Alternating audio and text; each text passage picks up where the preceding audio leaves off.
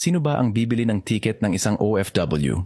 Ang pagbili ng ticket ng isang Overseas Filipino Worker, OFW, ay depende sa sitwasyon o kontrata, employer. Sa mga may kontrata, karaniwang sagot ng employer ang ticket papunta at pauwi ng Pilipinas.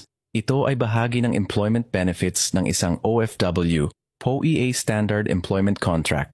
Ayon sa karaniwang kontrata na pinapangasiwaan ng Philippine Overseas Employment Administration, POEA, dapat sagutin ng employer ang ticket ng OFW pabalik sa Pilipinas pagkatapos ng kanilang kontrata, agency. Kung ang isang OFW ay dumaan sa isang recruitment agency, minsan ang ahensya ang nagbibigay ng ticket sa ilalim ng mga kondisyon ng kontrata. Personal na gastos. Sa ibang kaso, lalo na kung ang OFW ay aalis sa trabaho nang walang tamang proseso o sa hindi natapos na kontrata, maaring kailanganin nilang bumili ng sariling ticket pauwi.